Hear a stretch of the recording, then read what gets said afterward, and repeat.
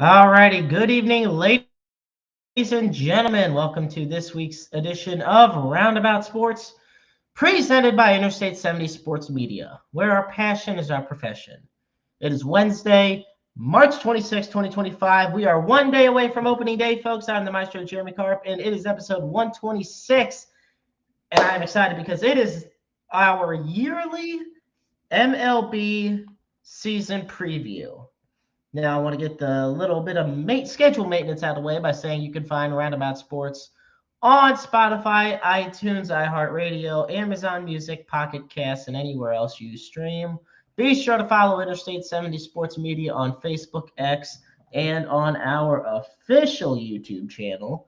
And Roundabout Sports is also on Facebook. Be sure to check out our other amazing shows, the Other Guys Sports Podcast, the Blues Fan Forum Podcast, and Issues with Wrestling with Christopher Miles, among others. With all that said, got a slew of guests tonight. First, I do want to say I'm excited because next week on Roundabout Sports, Babs will be making her long-awaited return to the show after multiple months hiatus. But tonight I got a slew of guests that are going to join me. And the first one I want to introduce is Ryan K. Boman. He works with us here at Interstate 70 Sports Media, but he also is a big contributor, at Screen Rant, at Fansided. He's worked at the Miami Herald. He's all over the place. So, ladies and gentlemen, it's my pleasure to introduce, to kick it off tonight, Ryan K. Bowman. Hey, Jeremy, what's going on? How have you been? I'm good, Ryan. How are you doing? Doing really well. As you can see, I've got my St. Louis powder blue already on, ready for tomorrow. You said it's one day away, but we're actually less than 24 hours at this point until, let's face it, a St. Louis holiday. It's opening day. Exactly. And I am very much looking forward to it. And shortly we'll be joined by our very own John Poe. He'll be joining us. He wrote a big column on previewing the St. Louis Cardinals this year for I-70. But I got to tell you, so the first question I have for you, Ryan, is DraftKings, I believe, has the over-under at 76.5 wins for the Cardinals this year. Are you taking the over or the under on that? Well, I'm going to sound like a hometown homer, but I'm taking the over. As you and I, we've kind of discussed just in some private conversations, I guess I'm feeling overly optimistic in 2025, but I think they'll be improved this year. I think the youth movement makes a lot of sense. Obviously, we're going to find out what plays out with the situation with the current third baseman right now. I mean, we may see a move made there, or you never know. I mean, if it comes to the point where the Cardinals are out of the gate on fire, maybe they don't move Arenado. Maybe, you get a quick start to the season and all of a sudden we have a whole different perspective. I'm going into this season optimistic and believing that the youth movement is the right movement for this team right now.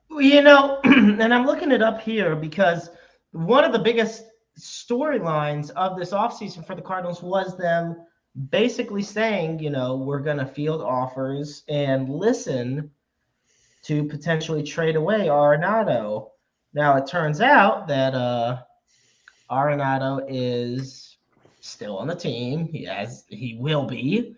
And it doesn't seem like they are, after that little fiasco with the Astros, it doesn't look like they're any closer to trading him at all.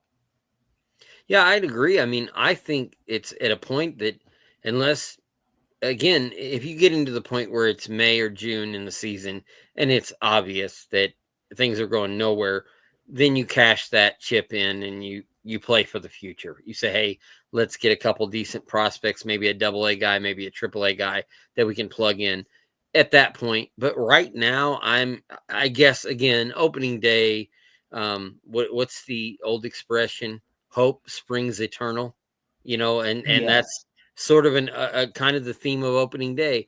Everybody starts out 0-0, no wins, no losses. I'm of the belief that this team has at least two or three players that could step up and become big time contributors to a potential, maybe not a postseason run, maybe this isn't the year, but at least a step forward towards being a real contender in the NL Central. And as you know, Jeremy, the NL Central is not a hard division to win if you have enough talent. No. The NL Central right now. I also, I'm not the biggest when it comes to gambling over here, but they actually, the Cardinals have the biggest odds against them to win the National League Central this year.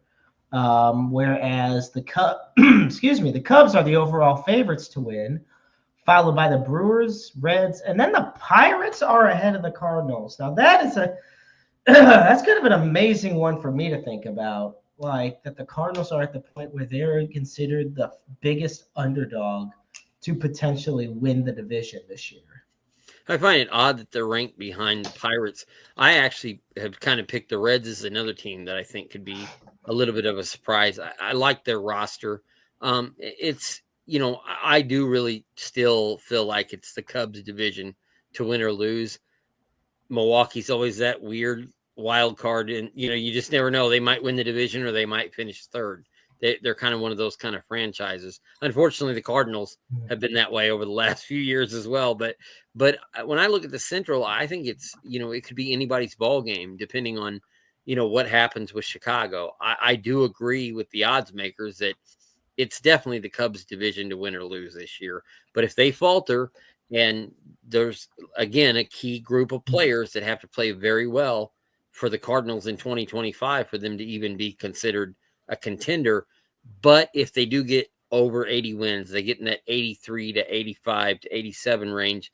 Now you're talking about, hey, you're either in the hunt for a division title or possibly a wild card. And I think the fans would really love that. I think the fans would embrace a young team developing together and kind of over the course of 1 to 2 to 3 seasons becoming sort of our new franchise guys in St. Louis. I hate to say the word we or ours when I refer to a sports team, but the Cardinals had that nucleus for so many years of Yadier Molina and Wainwright, and you see what they could have now with people like Walker and Wynn and Nootbaar. If those younger guys can finally step up and have breakout seasons, who knows what could happen in 2025. What's interesting is the Cardinals have had a very quiet offseason. I mean, probably the quietest in all of baseball. They made one move.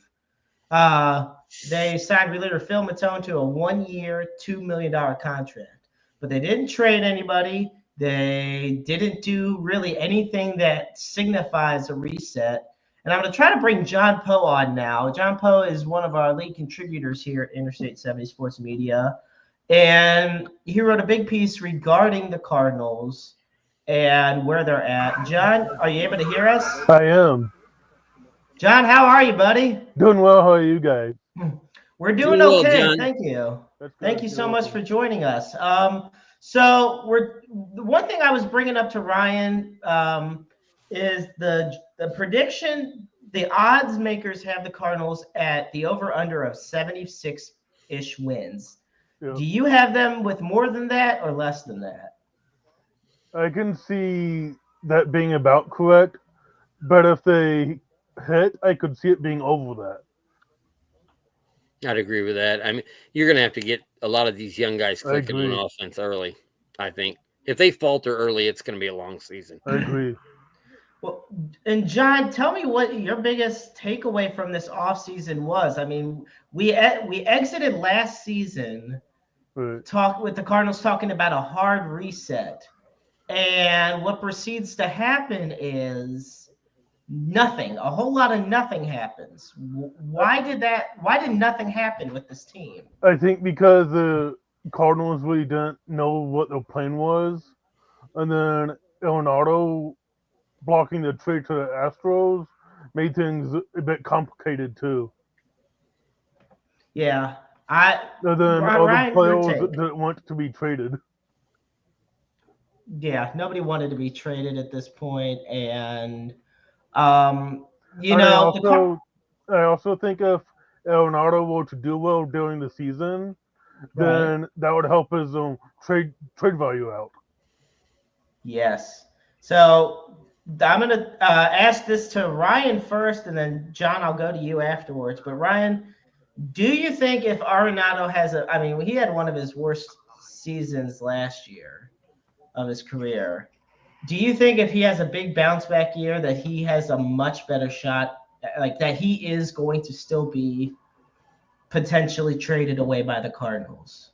No, I don't think so at all because they have control of him. And if they're in the hunt and he's playing well, it only makes sense really for the team and for him. It raises his profile for his next contract if he's able to stick around. I think Arenado, to not be too long-winded on it, I think has handled this absolutely professionally. The way that he came into camp and he's put in the work. He actually showed up early to spring training. So I think if the Cardinals are in contention and he's hitting, I think they'll let him ride out the year. And then if he still wants to leave, he leaves.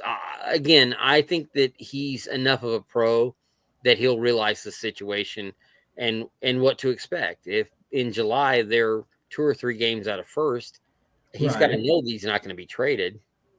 They're not going to give up something that valuable unless they get more in return. When you're in a pennant chase, you don't trade away your most valuable players for less than. You trade to gain an advantage, to make that World Series run. That's the only way I could see him being moved during the season. It is either they absolutely face plant or they're in contention and a fellow contender decides we want to make a big swap that, you never see really happen in baseball anymore. So, John, what do you think? I agree with that. And in all honesty, I hope Arenado doesn't do well because if he does well, that helps the Cardinals a lot too. And him himself.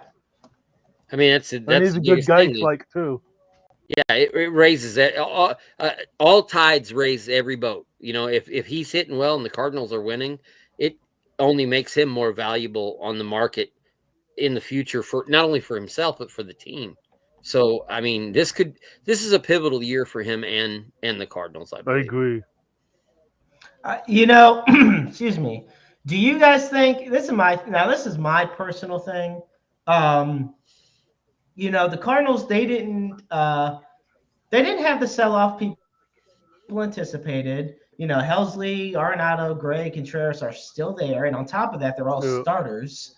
And I think what's happening is, we're talking about that over-under.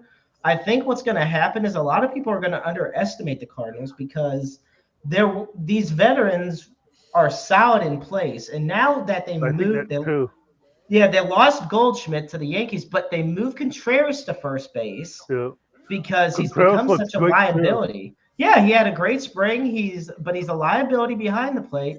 This is a great chance for Pages and Herrera to really take the lead at catcher. And, both of them, I don't want to say green, but there is just still so much potential that they have. And I think they never really had the chance to show it a lot because, come on, you went from being behind a future Hall of Famer in Molina to still a perennial all-star in Wilson Contreras. Now Contreras moves, and look and now you guys have your time to shine. Yeah. I have a couple over-unders I could throw at you guys for this season just to see what your takes are. Okay, so I'm going to start here because a guy that I think could be a big catalyst for this team. Over-under, Victor Scott II, 50 steals, less or more. Over or under? Oh, because 50's a number I think he can reach if he hits well. I can see 38 stolen bases. That's what I'm thinking, right around that 50 mark. So let me put this. He's got some amazing Victor Scott too. His minor league stats are mind blowing. Yeah. We had three players last year with 50 or more stolen bases, and then 3 more on top of that with 40 or more. You know what? I can definitely see him finishing top 10 in steals. I see him hitting the Same 40s. here. I see him going at about 45, 46. I was going to say 56. So Um, we can watch this at the end of the ooh, year. man. I We'll know watch we this can. episode at the end of the year. We're going to play this back. Yeah, There you that's what go. I love Good. about this. So, yeah, I definitely can see that. Now, here's the thing. Excuse me. There is the rumors out there about Vince Coleman potentially having more involvement with the Cardinals organization, with the hitters and the base running. Do you think the Cardinals front office and the management should kind of go back to that Whitey Ball-esque style where you put more emphasis of contact hitting and speed on the base paths over the, home run or bust mindset? I think yes, because the new rules allow more stolen bases to happen. Yeah, that's a good point. The pickoff rule and the pitch clock has changed. Yeah, It's it changed has. a lot of the strategy when it comes to stealing bases. And I'm a guy that, excuse me, I kind of coughed a little bit. I'm a guy that grew up in the Whitey Ball era, but yeah, I do think the rules favor a base runner. Now, if you can get a pitcher to make a pickoff move to first base, well, he's limited now on his He options. is. So a crafty base stealer, I could see them. I'll put it to you like this. I pose that question, you guys. If Victor Scott II steals 75 bases this year, the Cardinals are contenders I because agree. I he's at agree. the top of the Yeah. order and he's the table setter. Now, if he steals 50, maybe. But I think that he's a big key to this offense because of that. He's a special kind of weapon in what he brings. Yep, he is. Now, Ryan, before you throw your next over under at us, I do have this question. Well, this is your So- show. You just drive the ship wherever you want to. I I know. was just saying, I wrote down a couple things because we haven't done this in a while, Jeremy. And I was like, No, we opening days haven't. tomorrow. I got some notes for him. Oh, I know. There's a lot I want to talk about I with can't wait to opening day be there. tomorrow. So, sources showed that we have what is potentially the starting lineup for tomorrow. Now, it hasn't been officially released yet or officially announced, but it is almost, all but guaranteed this is what it'll look like tomorrow. We have leading off, we have Lars Nootbaar, and he'll be in left. Then at second, you have and second in the lineup, you have Contreras playing first.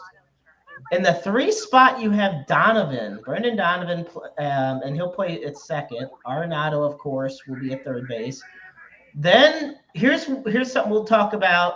You have Alec Burleson in the 5 spot at DH.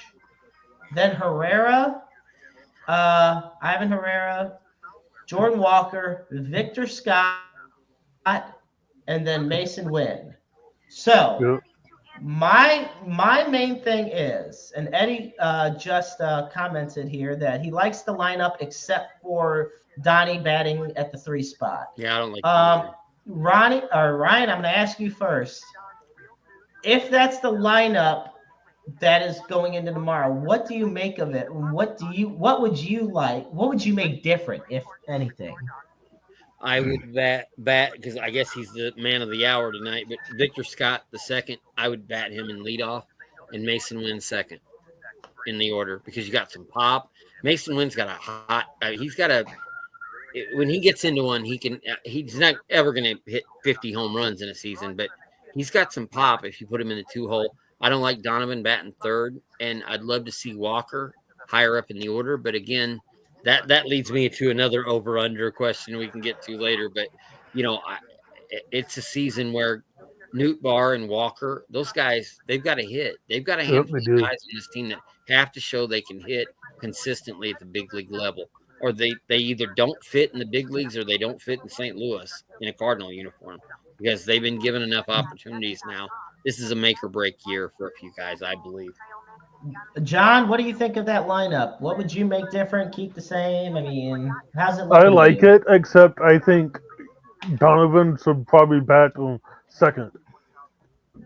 And the guys can get on base a lot too. Yeah. I think with time, Wynn will improve, so then I could see him hitting second as well.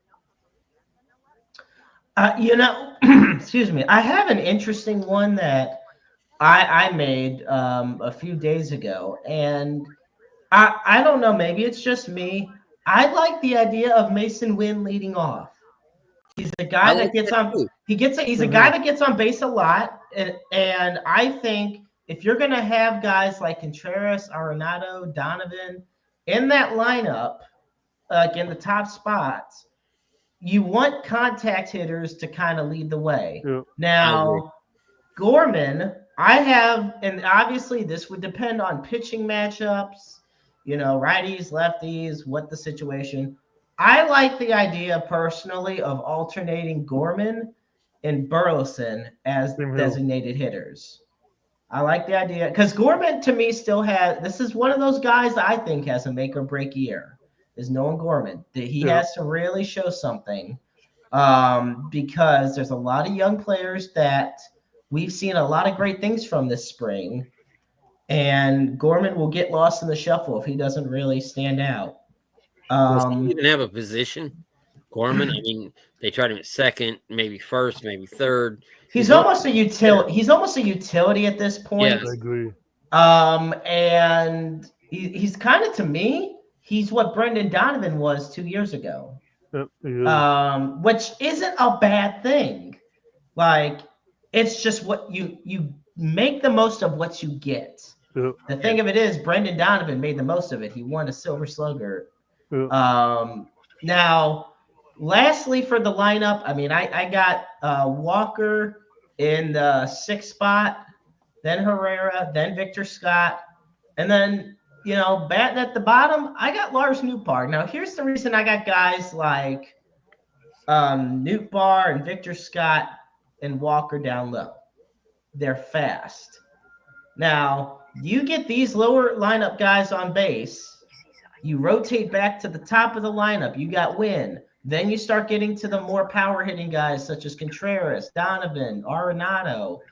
The key to the Cardinals for this season to me is you got to get more guys on base. Yeah. Offensively, they struggled terribly last year with runners in scoring position, and they struggled terribly when it came to getting guys in scoring position. Yep, they did. That needs to change this year. And I can't emphasize enough. Now Eddie here is commenting. He says, I have a feeling Gorman will be traded by the trade deadline. Oh, John, I'm shooting that to you. What do you think of that? That's an interesting take. To me, that depends on how he's hitting under Brent Brown. Brent Brown is the new hitting coach. Ryan, what do you think? I mean, that's another one of those things where it's almost like a catch-22 because you're afraid if you trade a young guy with that much potential, it's going to come back to bite you. And I know, as we've seen over the last few years, the Cardinals, from everybody from Arozarena to Adolis Garcia to Lane Thomas we've seen guys go lots of other places that the Cardinals gave up on, and then they end up blossoming and becoming even better somewhere else. So it's a tough call. I mean, if they're absolutely in the tank, I think he's right. I think that's a bargaining chip. That's somebody that you can get future equity out of, for lack of a better term. I think so as well. All right, Ryan, shoot me your second over under your odds maker that you have for us. All right. I want you guys to dig deep in this one. All right. Jordan Walker over under 20 home runs in 2025. I'll go over. I'll go over. One. I'm going to go about slightly over. I'm going to go 24. I think 24 sounds about right for Jordan Walker. I'm thinking 25. I was going to say 23. Yeah. So we're all about low 20s.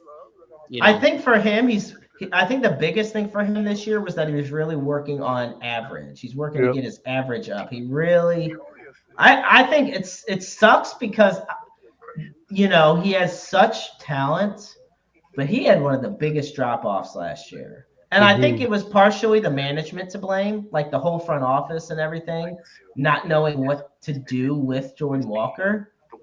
So I think this is, to me, he potentially has the biggest make or break season. He does. I Well, I think. think this is the year that we've all. I mean, this is his third season really as a big Yeah. leaguer. If it doesn't happen this year, then you got to start questioning maybe this is a bust. This is a number one first round draft pick. I mean, this is a guy that should be, and he hit in the minor leagues at every level. He did. Yeah. So if he can't hit the majors this year, you kind of start thinking, is this like a 4A guy? Like a 4A. I'm great in the minors, but I only can just stick around in the majors, and you don't want to invest the future or think of a guy as a franchise player if he's just someone that is just hanging out on the roster. He might be somebody. Speaking of young guys, they might look to move.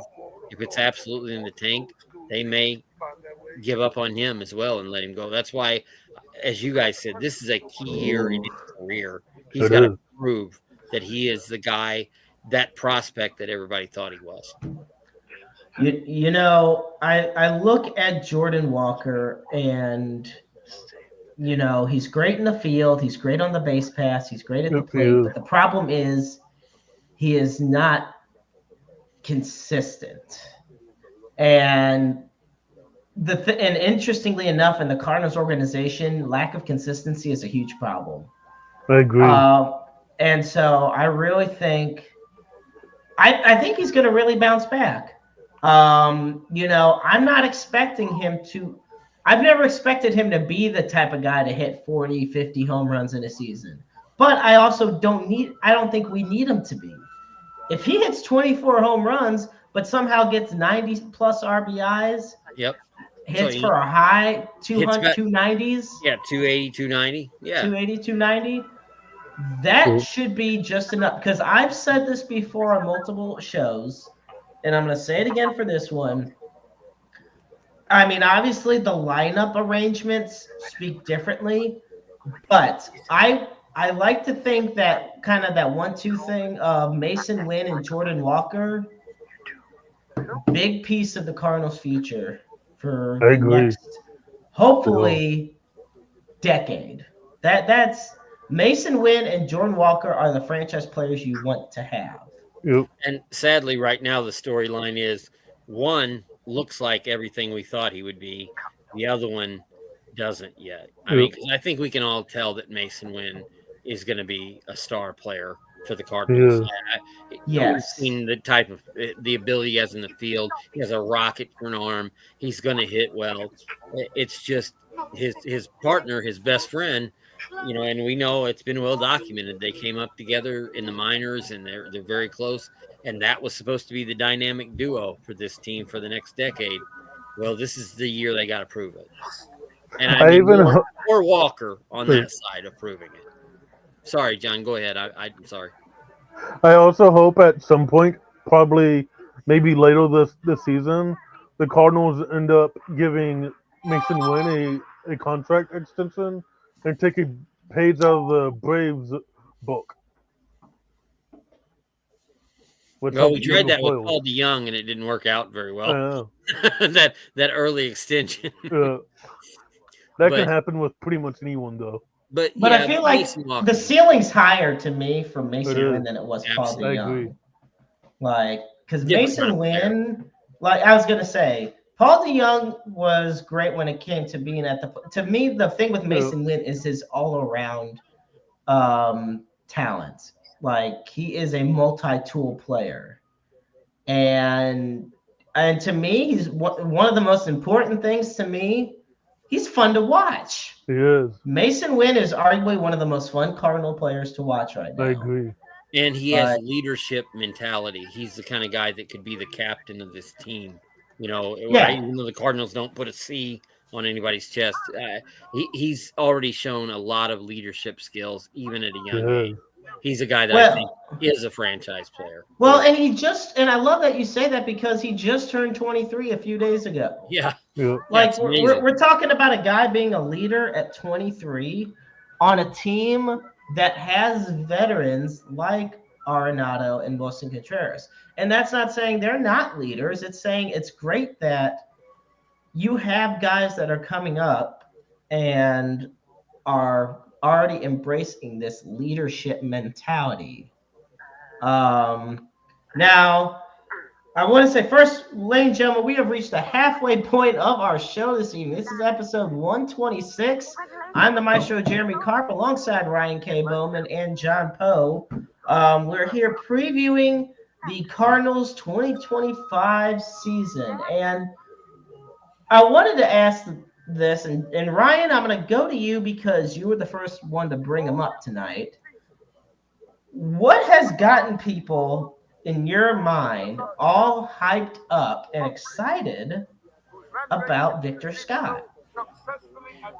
I think, and John touched on it earlier when we talked about the whole Whitey ball thing, and you did as well. I think all of our youths, at least for me, growing up in the 80s, that whole exciting brand of baseball, it gets our juices flowing. To us, that'll always be Cardinals baseball. Going back to Gas House Gang and the St. Louis Swifties, it's always been a tradition of the Cardinals have always been that devil may care, take a chance, steal a base, swashbuckling kind of attitude.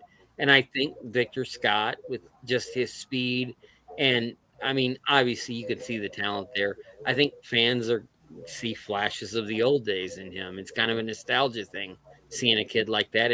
And the people that are my age are going to root for someone like that because it reminds them of a Vince Coleman or a Willie McGee or somebody who was just as deadly on the bases as they were with the glove or with the bat. And I think he adds that element of excitement to the game. And that's why I think a lot of Cardinal fans have gravitated towards him. John, what do you think? What's the question again? What do you think is what makes the big hype surrounding Victor Scott heading into this season? I think it's a speed and the potentially hazing himself. Yeah, I agree. We got a question sent in to us, actually. And, folks, I love this. Keep sending in your questions. I love that, too. Yeah, okay, so Eddie says, how many home runs do you think Wilson Contreras hits this season? I'll say 22. John thinks 22. Ryan? 30. You think Wilson gets 30 this year? Wait, yeah, I do. Yeah, Wilson Contreras, I think he's going to lead the team in home runs. Okay. I could see that. I think Contreras gets – I'm going to kind of go middle ground here. I'm going to say 27. I want to say – this is the funny thing. There are multiple people I can see leading this team in home runs this year. I can see Arenado leading the team in home runs. I can see Contreras leading the team in home runs. Another guy that I can see leading the team in home runs, I'm going to be honest, Mason Wynn. I think Mason Wynn can actually really exploit his power. He already has basically in a year 17 home runs. So Gorman's Gorman. I think if Gorman got enough playing time, and the reason I don't think he'll lead is because he's going to rotate. Yeah. And I want to bring in now our next guest for the show because we got all the stars lined out this evening. He's also with Interstate 70 Sports Media, but he's also he's an OG of I-70 Sports Media, and I've known this guy for almost 10 years now. I got so much love for him. And he is also the head of Cardinals Off the Cuff that you can find all over social media, especially on Facebook. Ladies and gentlemen, my dear friend, Andy Cockerill. How are we doing? Quite the intro. Thank you. How's it going, Andy? Good. Your check's in the mail. Shoot, I'll take it. I can't wait to start sending everybody some checks. Okay. That's right. So, Andy, the question that we have that Eddie sent us was, how many home runs do you think Wilson Contreras will hit this year? Playing first base all time and not having any pain on his knees and all that. Less steps from the dugout to I don't know. I'd put the over under at least maybe 28 and probably take the over. Okay. Yeah, Ryan said 30 and that he would lead the team. Sure. John said that he would that he'd have 22. Yep. I said about 27. So we're all kind of in the same range We here. all. Pretty close. And I like the point you brought up. I mean, and it's not even something I delved too much into, was the fact, Contreras being at first base now, I mentioned it would be good for Herrera, but I didn't even mention how good it's for Contreras. That's why they moved him. And the grand scheme of things, them moving Contreras to first was for Contreras because they like him, they see value in him, but they realize that he's going to wear down a lot faster if he has to play, well over 120-something games in the backstop. They also might have moved him to first because they lost a aging future Hall of Famer at first. But yeah, and on top of that. But they also want them to keep Contreras healthy too. Right. Yeah, they definitely want to keep Contreras healthy. So here's this. So Andy, I'm going to ask you the first question I had brought up. We had brought this up at the beginning of the show. Okay. DraftKings, BetMGM, all the sports bookies, they have bet the over. Have the over under at 76.5. Over. Hammer the over. Hammer the over. That's where we all said. We all are going for the over on this one. Not in the 90s, but they'll be in the 80s. 83 to 88, maybe. 88 on the high side, 82. I think they're over 500 for sure this year. I don't see them being sub 500. I don't either. I really think. But here's the thing. In the NL Central, let's say 85. Let's just say the Cardinals win 85 games this year, 85-77. Is that enough in the NL Central to win the division? I think yes. John says yes. Ryan and Andy say no. Unless the Cubs will all do well. What's last season? The Cubs were picked to do well and didn't do that well.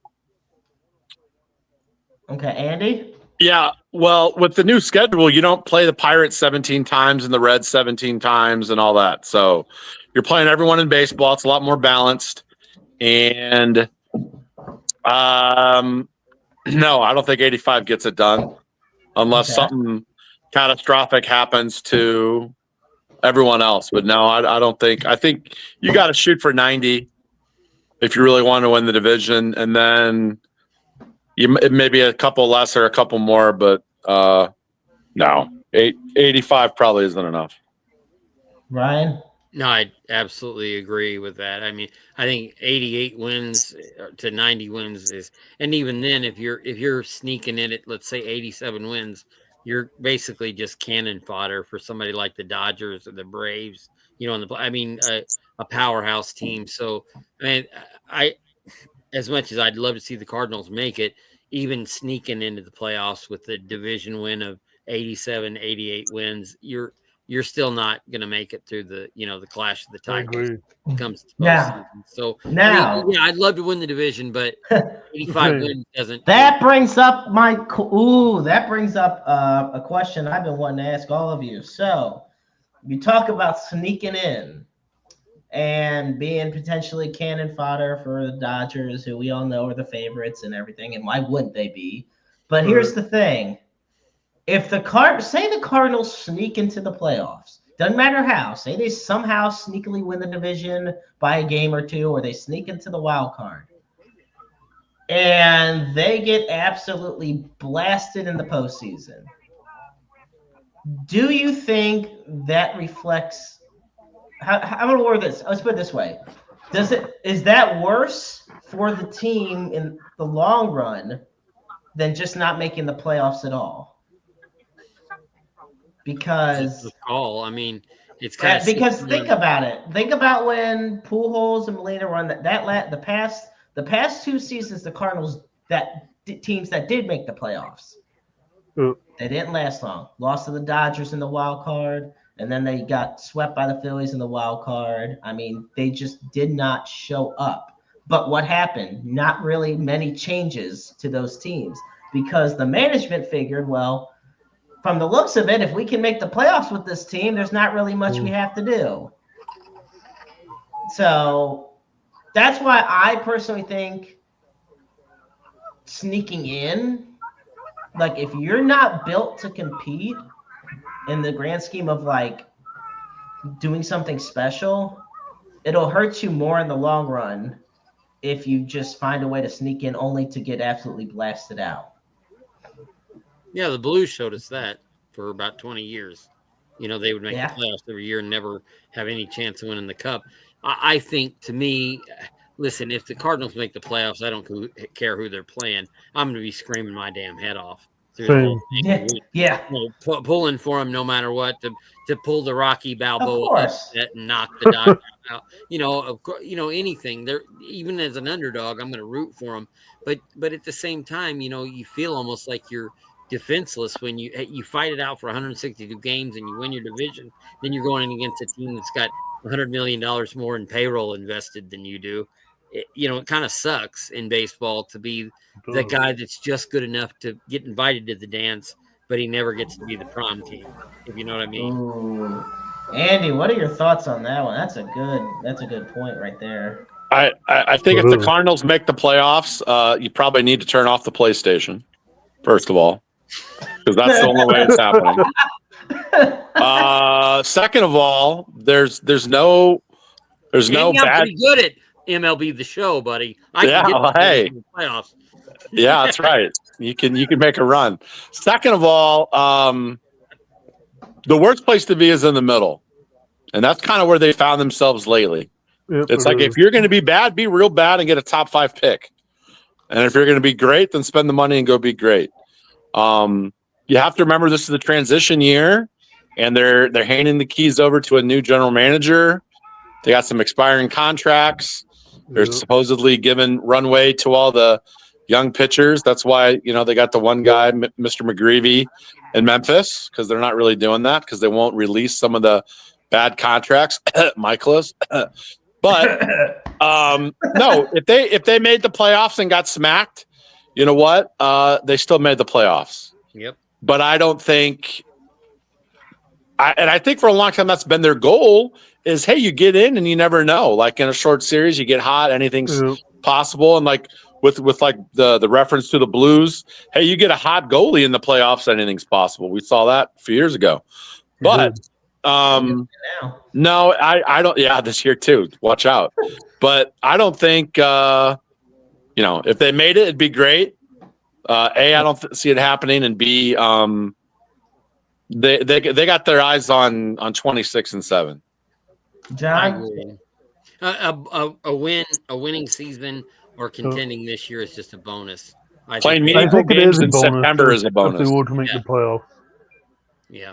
Yep. Yeah, I definitely think so as well. I think, and maybe that's why there really wasn't any focus this season, off-season wise. Maybe they were just building up for putting the pieces in place for 2026 and 2027 and so on and so forth. I mean, you see the young guys that we have that are in the minors, the young guys we have on the big league roster.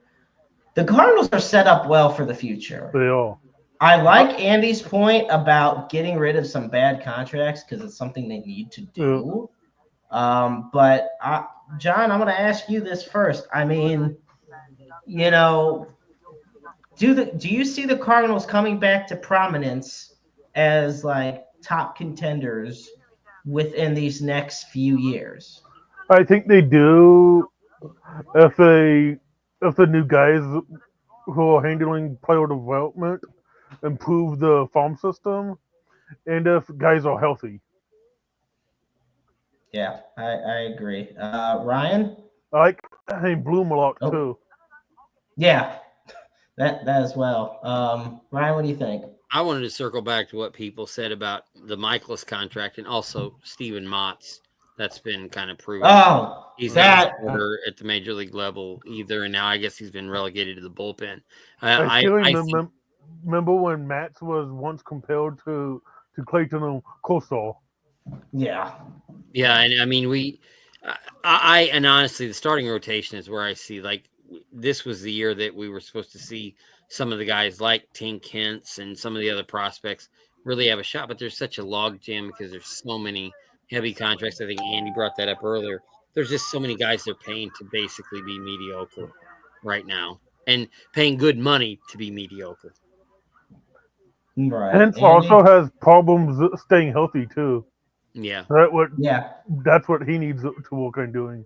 Is staying healthy. I agree. Andy, what do you think? Yeah. It was why they can't compete? Is that what Yeah, I mean, Yeah. like, or no, yeah, I was gonna say that. And do you think that is more so that they're gonna be contenders again within the next? I'm Let's just sorry, say I 4 took years. that off on a different direction because when you brought up the dead money on those contracts, Right. yeah, I'm thinking that's one of the things why they might not be a contender for a while because I have a feeling they're going to be paying some guys money for whatever deferred money. Good thing is a few of those guys are free agents after the season. Well, Yeah. Michaelis's contract is up. Matt's contract is up. Thankfully, I still got a feeling, even though Arenado hasn't been able to be traded, I feel like he around the deadline could get moved, or if somebody has a catastrophic injury. Michael or with Arenado, it's going to be tough. If he's doing well, I feel like the Cardinals are contending. That's right. If he's doing Arenado things, and if he's not doing well, it's probably the team isn't doing well, and then no one really wants him because he's like he's over the hill or whatever you want to call it. But I think getting rid of some of those aging contracts for the starters. What's equally important to them is seeing, well, what do you really have in Nolan Gorman? Because Nolan Gorman's turning 25. Jordan Walker's turning, I think, 23. 23. Wynn just turned 23. And Wynn, I'm writing off his spring. And again, Ollie batting him ninth is the best thing that can happen to him because he is not a leadoff hitter. But I feel like it's more important to see, like, is Gorman part of the future? Newt Barr, he's Mr. Metric, but he's like that kid in school that is smart but fails every test. He just doesn't show it when it matters. He's got all the tools, but when it truly matters, he does not put it all together. So they got to figure out, and like a guy like Newt Barr, there's health. They have all these young position players to figure out, and they are absolutely scared to get rid of anyone because you look at Adolis Garcia, you look at Randy Arozarena, you look at Zach Gallen, all these guys they gave up on or traded too early, and then it blew up in their face. Now they're scared and they're hanging on to guys too long, and then they're not worth anything, like a Dylan Carlson. Yeah, Tyler O'Neill would have led the Cardinals in home runs last year. He hit about 30 in Boston, but they got him for a bucket of balls, basically. So I was gonna say, I just realized that too. Is that Tyler O'Neill was gonna lead them in home runs if he was with the team. Because he was. And Lane Thomas has hit 25 to 30. Lane Thomas to me is the big. I don't care what anybody says. Lane Thomas, I mean, look, we talk about people they've given up on too fast. Lane Thomas is top 5 for me on who they gave up on to her, because there's guys that you might have played for 2 or 3 years and it didn't work and you pull the plug.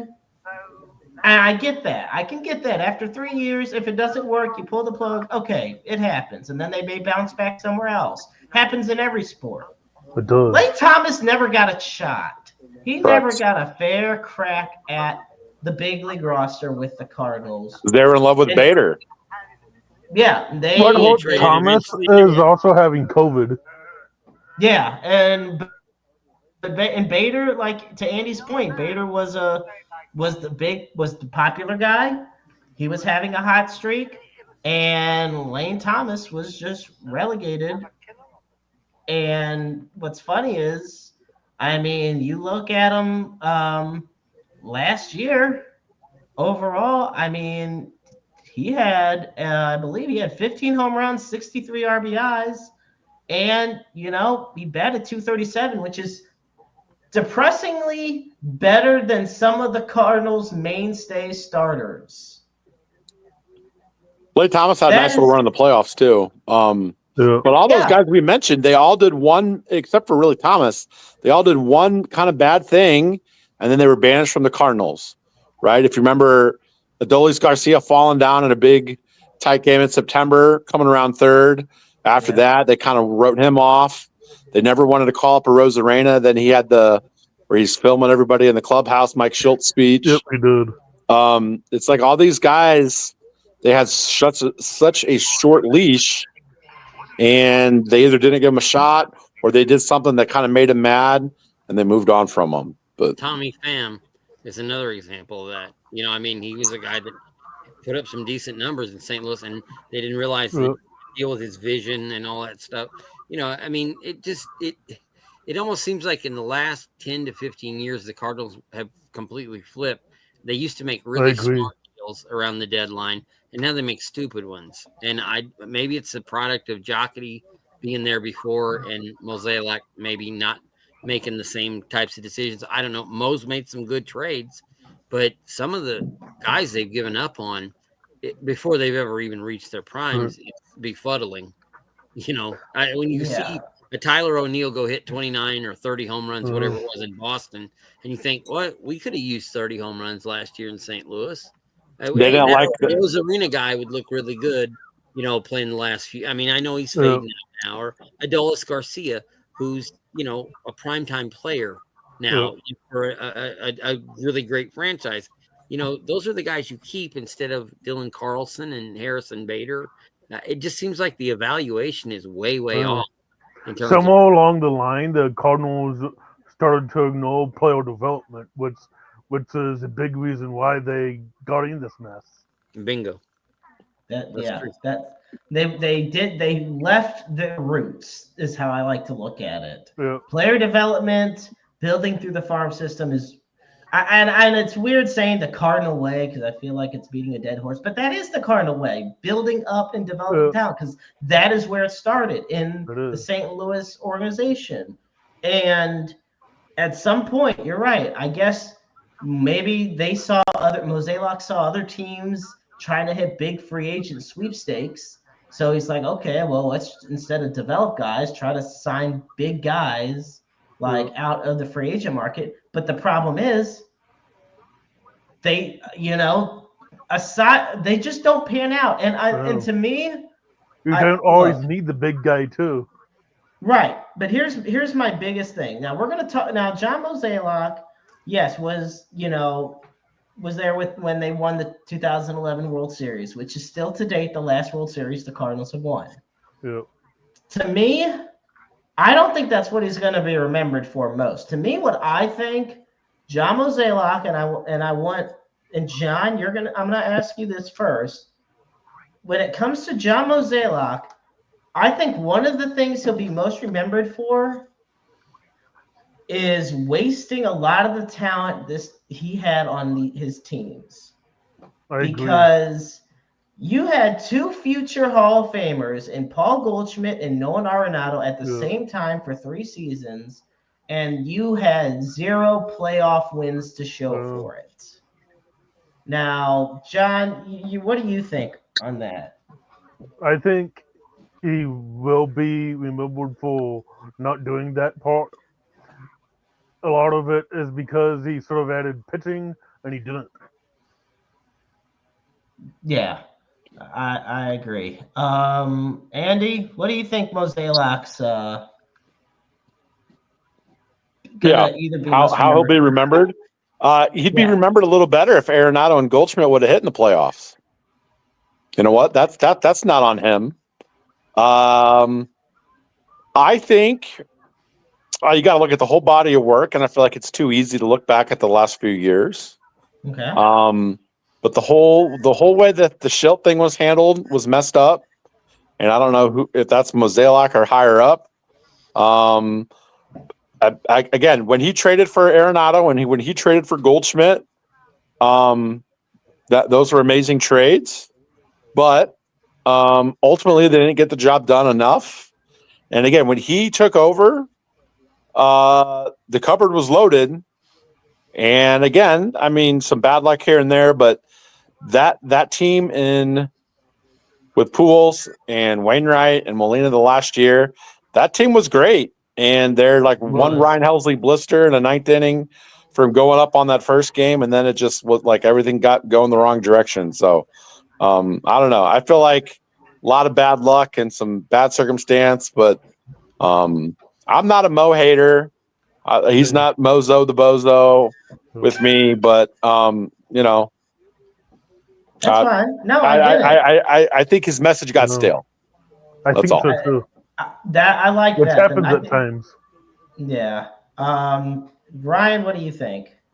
I'll always remember him for having the crispest bow tie I've ever seen in my life, and his metrosexual look really worked a few years ago. No, honestly, and I'm going to go with the same thing Andy said. I don't hate Mo. I think that he's had some bad PR the last few years. It hasn't gone well, but I think overall he's done a pretty good job. I do want to throw out, because I don't know if we're going to run late tonight, Jeremy, or not, but I did want to throw out listening, because you guys did mention starters earlier, and my last over-under, Andy, I've been throwing over-unders out all night. So my last over-under, and I think this probably would sum up not only his season, but how the Cardinals season would go.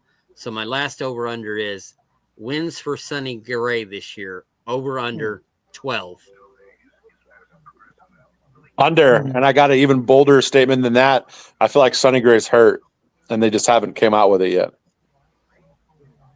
I've actually kind of heard that myself. I've heard that too. I think his last start he couldn't hit 92. Well, he had a terrible spring, from what I saw, at least, and so that's why I asked, because you're going to have to get 12 wins out of the guy who's supposed to be your ace if you're going to have a decent season. And part of that too, you look at some of Gibson's old seasons, and you know, even with a 1.12 ERA, I think he went 22-9. Yeah. So you know, the win is an overrated stat. You got to have some offense, and I agree. On days he gives up 3, they score 2. On days he gives up 6, they score 5. You know, things like that. But I would say under, because I feel like he's going to miss time with an injury. I'll go under. I think I do feel like something is very off with him, and they are, even though they've kind of had the rumblings of there being like, oh yeah, something's kind of going on, I do think they are hiding the potential severity of it. And Sonny Gray is a big investment. Like you said, Ryan, he's the ace. Or he's the supposed ace of this rotation. Like, it's not Michaelis, you know.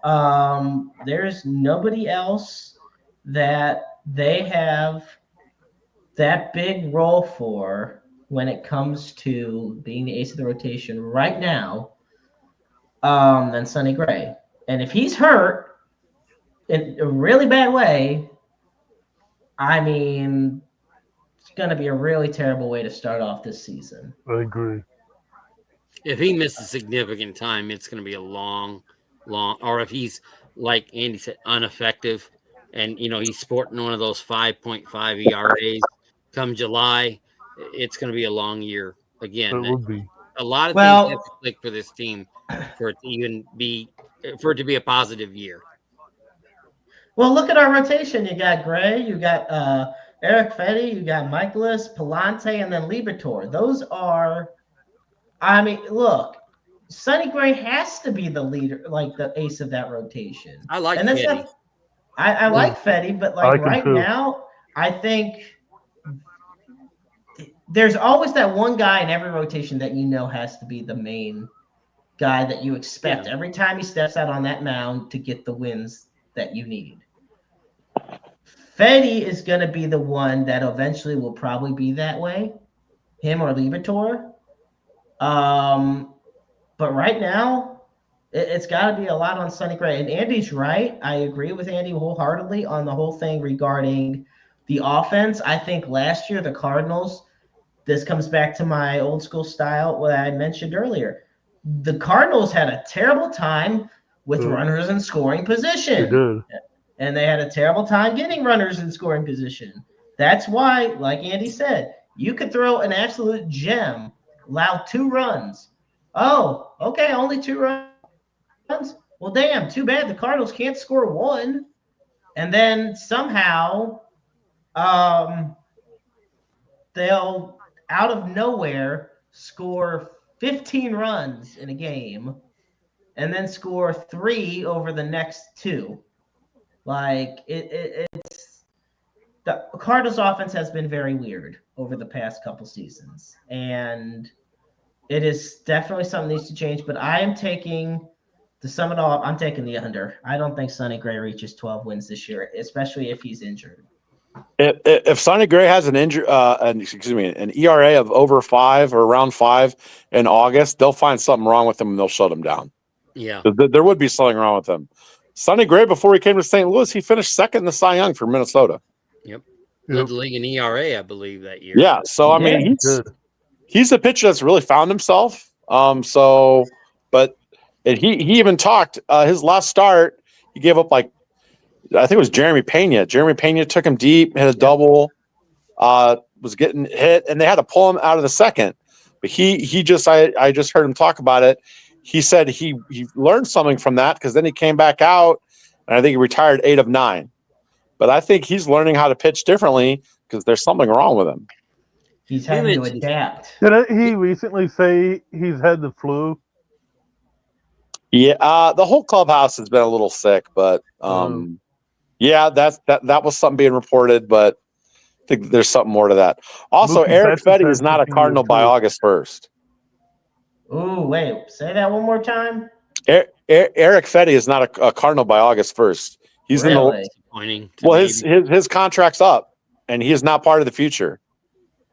See, and I kind of, and maybe I'm wrong. I thought I see him because the reason I like Fetty is I see him being one of those guys like not a top line start, like a Woody Williams guy that's going to give you the innings, eat up some innings, and he might go 10-7 on the year, but those 17 games he's going to keep you in every game, And I wouldn't doubt what you said, Andy. I mean, at this point, I don't think anybody's untouchable on this team, other than some of the prized prospects down in the minors. The kid they drafted last year in the first round, he's obviously untouchable. Holt's untouchable. Yeah, I think Tink Hence is untouchable.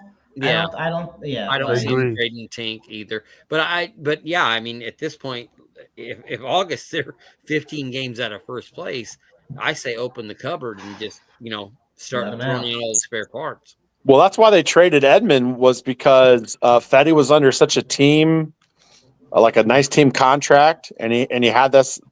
It was either an extension for this year or an extra year, and I feel like they thought he could be a nice trade chip, and they haven't turned that chip in yet. But there is no way they let him get to free agency and not get something for him. No, he will definitely be a deadline cut, unless they're like just going for it and something crazy happens. But no, Fetty's not a part of the future. Neither is Michaelis, neither is Matz. Michaelis and Matz are done after this year. Yeah, so I mean, late in the and year then we talk about Tink Hence. Tink Hence needs to get over 100 innings. Yeah, because right now the pecking order at Memphis is McGreevy, and then they're probably looking at maybe Quinn Matthews. But again, I don't know how fast they want to rush him up. But Quinn Matthews is an absolute stud. And then you got the other righty that they just set down, came up as a bullpen guy. His name's escaping. Oh, Graceffo. I would say he's probably third in line. But Tink Hence, he has all the stuff, but he's got a small frame and all this stuff, and there's always something that happens to him. He might have the best stuff out of all of them, but he might be a closer. Maybe. I think too. They could move him to a setup or a closer role. He could be in kind of the Martinez role before Martinez became a starter. It'd be kind of a reverse Carlos Martinez, basically. Martinez went from the reliever to the starter. Well, Hence could very well be, because look, if you got the best stuff but you can't go far, well, then make the most out of the least, I still, the strength of the team is still the bullpen. And you put a Yes. hammer like Tink Henson in there, they're really good. The bullpen is the strength. The bullpen, that's the thing. And that is why the starters, to me, have the I think there's a bigger question mark with the starters than there is with the offense.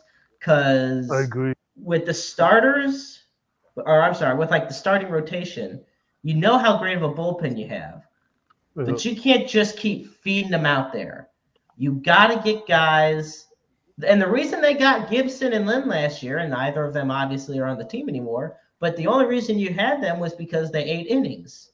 And that's something the Cardinals have consistently struggled at for probably 4 years now, is to have a slew of pitchers that can eat innings. That's why they keep bringing in these guys on one-year deals, the Haps, the Lesters, the Lynns, the Gibsons. But at some point, you need to start getting guys built up that can pitch a solid 6 innings. You just need 6. Good Lord, Dakota Hudson wouldn't even get to the 5th inning before they already had a reliever or 2 in for him. Well, all those guys you had named, Jeremy, before Hudson, they all were like north of 35. So yeah, that's the thing. That was probably why. And they're also very skeptical at giving out a big long contract to a pitcher because probably one of those years is going to be eaten up by Tommy John. So I mean, you look at the bullet they dodged by not bringing back Kittredge. And Montgomery. And then, oh my God, yeah, Montgomery. Wow, what a mess he's become. That's a big drop off. I also feel like they, like you said, well, let's bring up Henson, let's pitch him in the 7th or 8th and let him be a bullpen or even a closer guy. They've done that with almost all their starters. Yeah. They hardly ever bring up a guy that's been a starter and let him start. And that might be my biggest complaint with Mo. Is let these young kids start. Let's see how they do. Because McGreevy had to do it, and McGreevy was better in St. Louis than he was in Memphis last year. They did that to Jordan Hicks. He was tailor-made to be a starter, but they tried to make him a closer. Yeah, and it just fizzled out. And you know what? I'm gonna say this before we wrap it up. I want to say this has been amazing. This has been just fantastic in every way, shape, or form. But we still got predictions I want to get from the 3 of you on top of getting mine in. But I want to say one pitcher who I see from Mo's tenure, and I just say to myself, what could have been? Alex Reyes. Oh, God, I was just trying to think of his name. Alex Reyes. Because when he was on it, he was on it. The problem is, in the same game he would strike out 8 people, he would walk 9. The problem is, it was that one brilliant postseason start, like in the playoffs. Andy, help me out. He had one game in the playoffs where he was just fantastic. All I can think of is the home run he gave up to Chris Taylor to end their playoffs. Yeah, that's me. That was the nail in the coffin. That's basically the career ender right there. A no hitter against I think you might be thinking Anthony Reyes, who had the big start. Reyes. I knew I had those guys mixed up. Yeah, he had the big start in the World Series Game 1. Yeah, he was the guy with the flat hat. Flat hat. He had the high socks. That's what I love most about Anthony He's a firefighter now. He's a firefighter out in California. So Alex Reyes, I always used to mix up both their names. Alex Reyes, like 2 or 3 years in a row, was the #1 prospect in all of Major League Baseball. Not just the Cardinals #1, baseball's #1. And he signed a deal with the Dodgers. Yeah, I think he's a bit of a head case. Yeah, I don't know. There was just it went from being talent issues to just person issues. $100 talent, $1 brain, $100 arm. Yeah. Yeah. Okay, boys. So here we go, gentlemen. It's time for we do this every year. Our big, I guess, superlatives. We're gonna do the MVP prediction for the AL and the NL. The 2 World Series teams, and who you think wins. And then, of course, lastly, we will do the final prediction for the St. Louis Cardinals overall in 2025. So, John, I'm going to start with you. Your AL and NL MVPs, your World Series predictions, and then your final prediction on the Cardinals. I think Ohtani wins NL MVP again, and probably Vladimir Guerrero for the AL. And then I think the World Series will probably be Yankees and Dodgers again. Okay. With the Dodgers winning again. Even though I don't want it to happen. All right, and Cardinals? All right, let's see. NL MVP. Yeah, let's go real easy with Ohtani. Yep. AL MVP.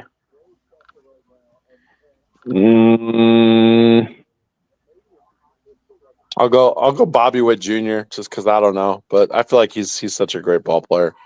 And then World Series, I will have the Dodgers beating. I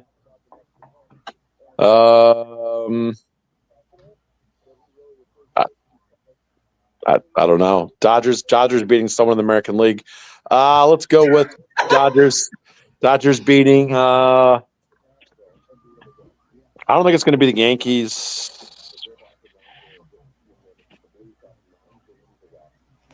Tampa Bay. Okay. And I think that'll be an embarrassment for baseball to have a World Series games played in a AAA ballpark. Yeah. Oh, then hope the A's don't make the World Series. Then Right. we'll really be screwed. Tampa's got a real. Tampa's good, and if there's playoff games played at a AAA park, what a black mark for baseball that'll be.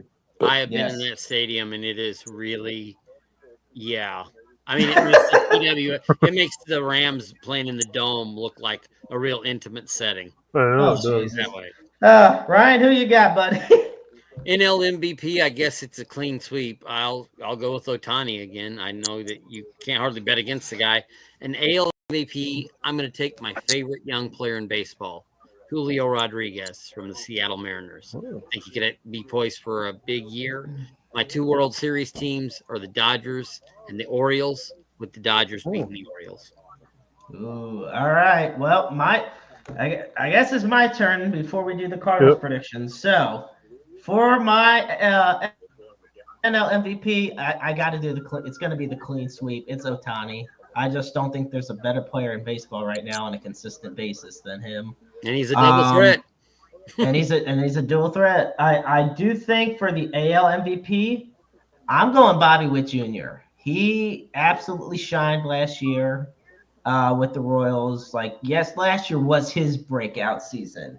It's when he established himself as the new face of the franchise, and the Royals showcased the bright future they have for themselves as well. Mm-hmm. And I think they would have made it farther had they not had to run into the Yankees so early. That's my personal opinion. And as far as my World Series goes, and damn, I don't want the Dodgers in there, but I think they're going to be because right now it's just insane. But I am going with the Dodgers. And you know what? I'm going to go bold. I'm going to predict that the Royals make it to the World Series. It is the 40th anniversary of the 85 series and the 10th anniversary of the 2015. So why not make another anniversary, keep the fives going? But I got the Dodgers winning it. I'm sorry. It's just they're a powerhouse. They're a powerhouse. You hate super teams, you hate powerhouses, but you can't say that they're not good because they are. Los Angeles was amazing last year. Just wait till this year. How about if you had to do $5,000 of your own money, take the Dodgers or the rest of baseball? Would you take the Dodgers or the rest of baseball? I think I'd take the field just because of the idea that any upset could happen. I think I'd go the field to something has to give. The Dodgers are the powerhouse, but you catch them slacking once, and that's it. But Andy, at the same time, I never said I was the best gambler in the world either. There you go. Right. Come about August, I might change my vote there. Yeah. Right. When they have already like 90, when they already have like 90 wins come August or something. On their way to 125 wins. Right. All right. So I'm gonna kick us off with the Cardinals predictions. First, I guess I should have my dad do it. He chimed in already. He has the Cardinals finishing 88-74. Hey, Dad. On the season. So you know what? I actually can see that. I'm gonna go 88-74 for the Cardinals, and look, we talked about sneaking in earlier in the show. I got them sneaking into the wild card. Do I see anything coming of the playoffs this year? No, but I think them being in the playoffs gives more time to show these young stars. It gives them a chance to showcase these young stars more. I think Mason Witt, I know they don't really have like the team MVP and the comeback player and stuff like that. I basically think that Mason Witt's going to be the team MVP, though. I think he's going to have the best year overall on this team. And, you know, baseball will be fun this year in St. Louis again. I will say that. It'll still be stressful, but it's going to be a lot better than the past 2 years combined. So, John, I'm going to go to you. Give me your Cardinals prediction. I'll say 86-76. Okay. 86-76. Not too bad. Do you have who do you think is going to be the big breakout star for the team this year? I'll take Jordan Walker. Okay. Andy? Let's see. I'll say 82-80. And I will say the Cardinals' most valuable player.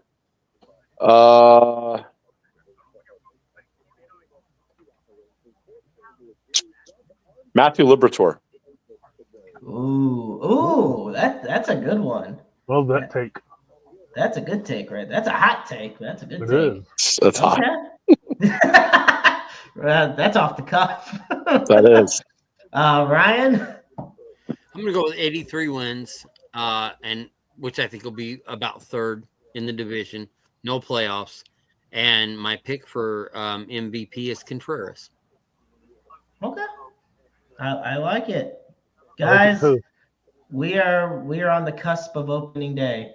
And the energy you just feel that different energy going on right now. I agree. Like, it's beautiful because no matter how stressful the past 2 years have been, baseball is just, I mean, come on, look.